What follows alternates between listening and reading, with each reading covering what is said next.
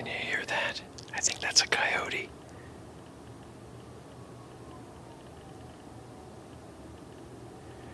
That's kind of funny because they don't actually howl at the moon.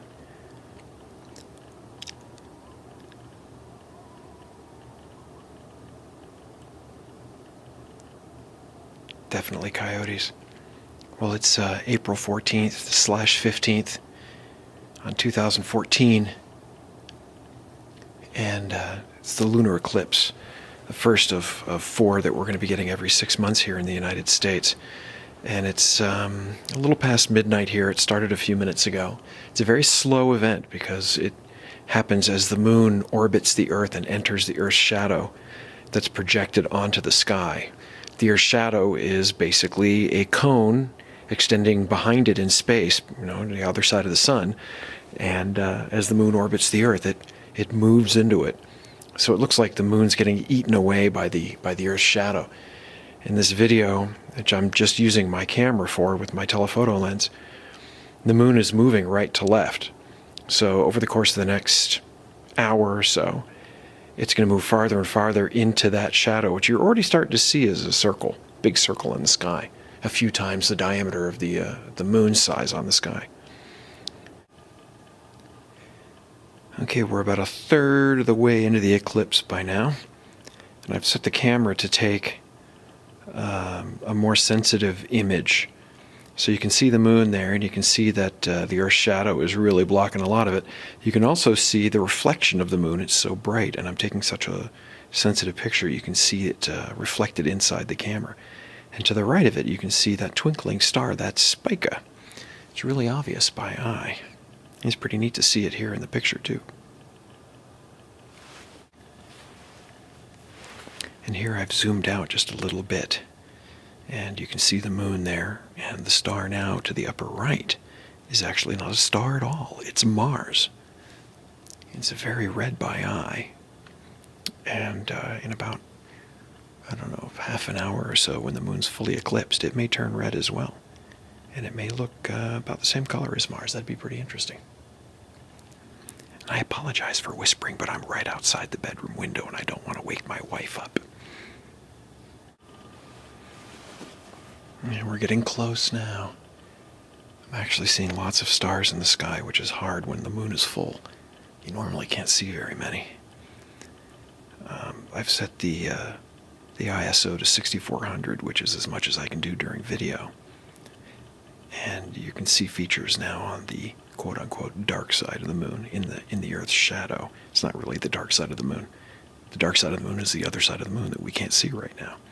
But what you're seeing is the part of the moon blocked by the Earth's shadow. And there are features definitely in there. They're being lit by the sunlight that's traveling through Earth's atmosphere. So it's redder light, just like at sunrise and sunset.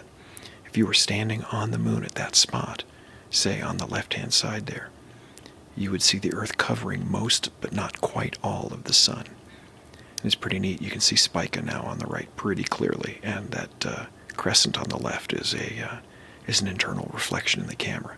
You can see it's the same phase as the moon. It's getting thinner than it was earlier. This is pretty cool.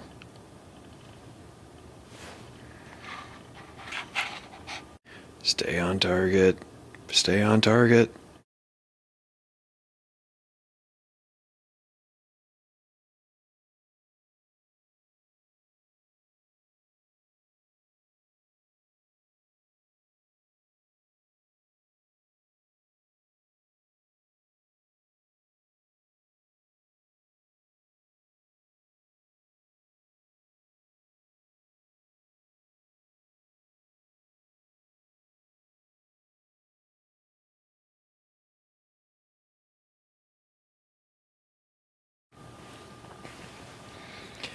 And here it is, totality.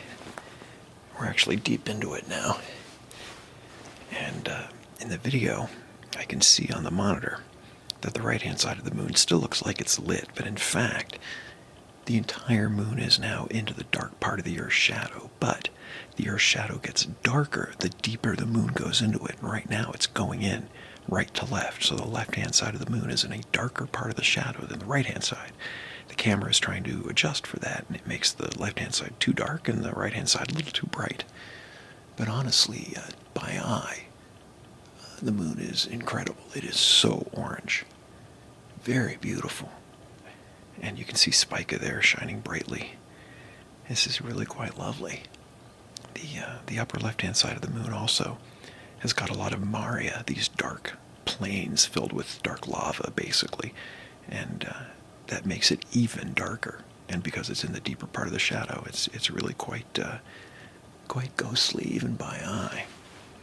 And it's interesting is that by eye, let me zoom out here. The moon and Mars are about the same color. Let me move up a little bit, and there's Mars in the upper right. So you can see the moon in the bottom center and Spica below it to the right, and then Mars to the upper right. And it's really neat there. They really are about the same color right now. Now Mars is orange-red because of rust, literally iron oxide on its surface. The moon looks red right now because that light that it's seeing is being filtered through the Earth's atmosphere. The light is leaving the sun, passing through the Earth's atmosphere, and then lighting up the moon. And the blue light gets scattered away, the red light goes straight through, and that's why sunrises and sunsets look so red. So in fact, if you were standing on the moon right now, imagine you'd look up in the sky. The Earth would be completely dark, and around it would be a ring of bright light, glowing red, all the way around. What you're seeing is every sunset and every sunrise happening at the same time on Earth. That's pretty dang cool.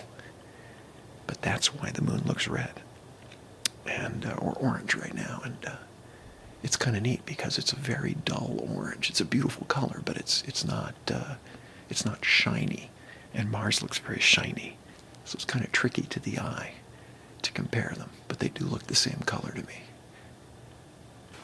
And I got to tell you, looking at this, it's amazing. I hope you got a chance to see it as well, and if you didn't, we have another one in October of this year, and then another one in spring of 2015, and then another one in the fall of 2015, 4 in a row, to be seen from the United States, 4 total lunar eclipses, which is pretty unusual.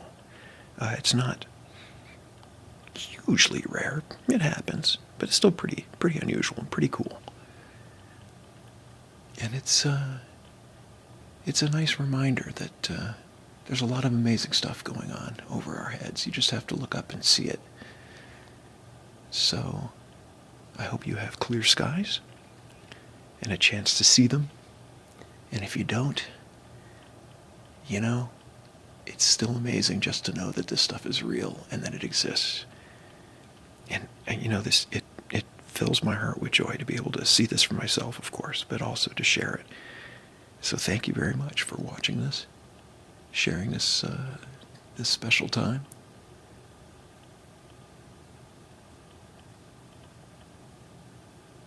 So for badastronomy.com, this is Phil Plate.